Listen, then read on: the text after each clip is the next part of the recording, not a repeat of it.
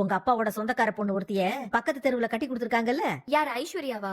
அவளேதான். ஆ. அவளுக்கு போன வாரம் தான் குழந்தை பிறந்துச்சு. வயிறு மட்டும்தான் அவளுக்கு தெரிஞ்சதே தவிர மத்தபடி அவ எப்பவும் போலதான் இருந்தா. இந்த வாந்தி தலை சுத்தல்னு அவளுக்கு மசக்கையே இல்ல. ஓ. இதெல்லாம் ஒரு குடுப்பனை தாண்டி. இல்ல, எல்லாரும் அவங்க பிள்ளைங்க கிட்ட சொல்லுவாங்கல்ல, நான் உன்னை கஷ்டப்பட்டு தான் பெத்தேன்னு. நான் அந்த மாதிரி எல்லாம் எதுவுமே சொல்ல முடியாதுல்லமா.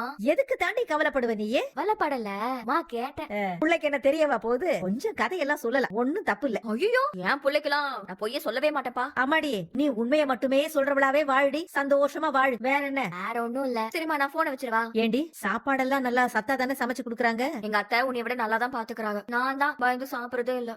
என்ன பயம்? இல்லம்மா, சாப்பிடுறதுலாம் வயித்துக்குள்ள தானே போகுது, பிள்ளையும் வயித்துக்குள்ள தானே இருக்கு. நம்ம சாப்பிடுற சாப்பாடெல்லாம் லைன்ல தான் இருக்கியா?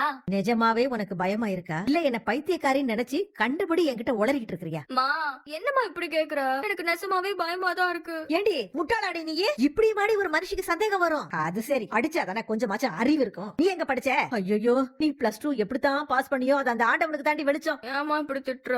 அடி மயிலு, உன் புகுந்த வீட்டுல யாருக்கிட்டையும் போய் இப்படி எல்லாம் சொல்லிக்கிட்டு இருக்காத. அப்புறம் என்ன புள்ள வளர்த்திருக்கா உங்க அம்மான்னு என்னதான் நாக்க புடுங்குற மாதிரி கேள்வி கேட்பாங்க. போனவை. ஐயோ, இப்படி ஒரு முட்டாளா இருக்காளே. என்ன ரெண்டு பேரும் ஒரு மாதிரி பாக்குறீங்க? நாங்க 2 பேரும் உங்களை சாப்பிட வாரியலான்னு கேட்க வந்தோம். வந்த இடத்துல நீங்க உங்க அம்மா கிட்ட டவுட் கேட்டுட்டு இருந்தீங்கல்ல, அது காதுல விழுந்துருச்சு. அதான் அப்படியே நின்னுட்டோம். என்ன டவுட்? அதான்க்கா, சாப்பிட